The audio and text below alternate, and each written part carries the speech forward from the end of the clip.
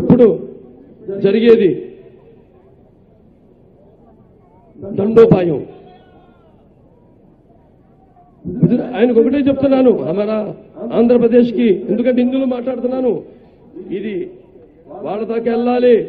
మన ఆవేదన ఏంటో మన తెలుగులో మాట్లాడతారు కదా, తెలుగుదేన ఎన్న దేశము రెండో భాష మంది తెలుగు భాష, తెలుగు నేర్చుకోమని చెప్తున్నాను మోడీ గారిని. మన దేశంలోనే రెండో భాష అంటే మాట్లాడే భాష జనాభా బట్టి చూస్తే తెలుగు భాష రెండో స్థానంలో ఉందని, తెలుగు వాళ్ళ సంఖ్య రెండో స్థానంలో ఉందని తెలియజేసుకుంటున్నాను. हमारा आंध्र प्रदेश भी आपका गुजरात नहीं, जिस पर आप अपना हुकूमत चला सकते हैं. మా ఆంధ్ర రాష్ట్రం కూడా మీ గుజరాత్ కాదు, మీ తోచినట్లు పరిపాలన ఇక్కడ సాగించడానికి. हमारा हर తెలుగు लोग के रगो रगों में एनटीआर का खून बह रहा है. మా నరనరాల్లో ఎన్టీ రామారావు గారి యొక్క రక్తం ప్రవహిస్తుంది. ముందు పెద్దల్ని నేర్చుకోవడం గౌరవించండి, సంస్కారం. అద్వానీ గారిని గౌరవించడం నేర్చుకోండి. ఆ తర్వాత రండి మా దగ్గర. మాకు పుట్టిల్లు మన ఆంధ్ర రాష్ట్రం, అతిథి దేవోభవ అంటాం. వచ్చిన వాళ్ళని గౌరవించడం, ముందు మీ ఇంట్లో వాళ్ళని గౌరవించడం చేత కాదు, మీ ఆవిడ గౌరవించడం చేత కాదు, ముందు అక్కడి నుంచి నేర్చుకోండి. అసలు సామాన్య మనుషుల, ప్రజల, పేదవాళ్ళ యొక్క అవసరాలు ఏమిటో అక్కడి నుంచి తెలుసుకో. ముందు ప్రేమించడం నేర్చుకో. కార్యశుదాసి అంటాం, सहभागिनी अंटाం. कार्यशुदासी అంటే ఏంటి? పని చేసేటప్పుడు ఒక దాసి, जब काम करती है वो काम वाली के होती है बीवी. कर्णेश्वर मंत्री जब अच्छा विचार देती है तो एक मंत्री के समान होती है बीवी. भोजेशु माता जब खाना खाते हो माँ की रूप होती है बीवी. जब वो पलंग पर सोती है रंभा की रूप होती है बीवी. क्षमया दरिद्री, जब वो सब जो कुछ भी अपन मर्द करते हैं गलतियां, वो सब भी सहज के वो परिवार को आगे चलाती है बीवी. वहां से सीख, सबक सीख. हम सिखा रहे, अगर थोड़ा भी दिल है तुम्हें, कुछ सोच विचार है तुम्हें, क्या बोल रहे हम नहीं, सिर्फ आंध्रा के लोग नहीं, मैं आंध्र वालों में कहा दो, पूरा भारत अभी तुम्हारे खिलाफ है. ये मैं आपको जो जितने भी तुम्हारे अमित शाह की पीछे तुम्हारे गाना बाजा बैंड बाजा है बाजू में, उन लोगों का बात नहीं सुनना. गद्दर, नमक हराम, अभी बोल रहा हूं मैं, बाहर आके लोगों से, अगर लोगों तुम मेरे बात सुनने का है तो सुन, नहीं तो मार मार के भगाएंगे तुम्हें. तू जिधर भी जा, तू चाहे एक बंकर में जाके छुप जा, भारत माता नहीं सहेगी तुम्हें, उसे कफन कर देगी तुझे. जा, तू अगर लोगों के पास गए तो लोग तुम्हें दौड़ाएंगे, मार पीट के दौड़ाएंगे. वही बोल रहा हूं फिर से, बगावत हो चुकी है, अब जंग शुरू हुई है. हम चुप नहीं बैठेंगे इधर.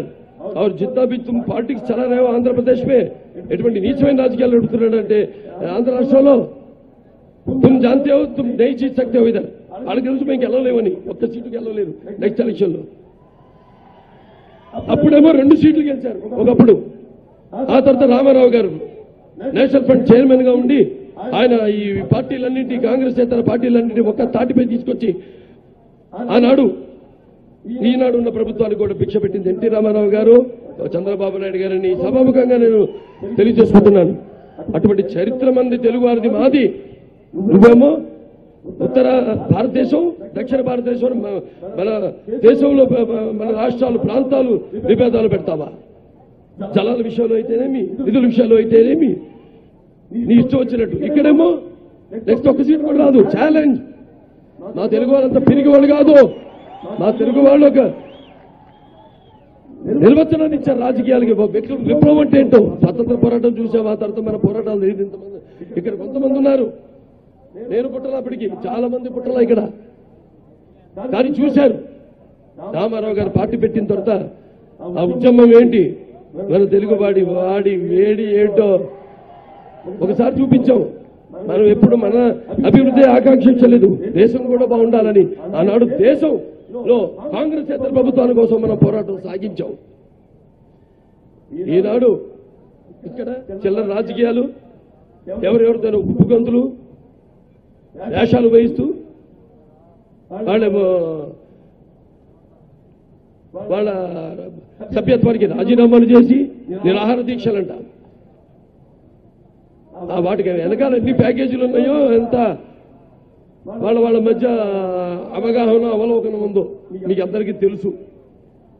వాళ్ళన్న అడ్డం పెట్టుకుని సెకండ్ లాగా ఒక కొచ్చేలాగా సీట్లు గెలవచ్చు అనుకుంటున్నారు. వాళ్ళకి రావు, వీళ్ళకి రావు సీట్లు. ఎందుకంటే అంత కష్టాల్లో ఉన్నాం మనం. అంత కష్టాల్లో ఆదుకోపోల్సింది పోయి నీ మొత్తం భారతదేశం ఒక కప్పు టీ అనుకుంటున్నామేమో. అందులో పడిన ఒక ఈగ గిలగిల కొట్టుకుంటుంది ప్రాణం కోసం. అది ఆంధ్ర రాష్ట్రం. దాన్ని తీసి బయట పెట్టి దాన్ని ప్రాణం పోయాల్సింది పోయి దాన్ని కూడా నోట్లో పెట్టుకుని చిగుతానంట. కాబట్టి బక్కి చూస్, జాగ్రత్త, వార్నింగ్. సాధారణ పరీక్షించొద్దు.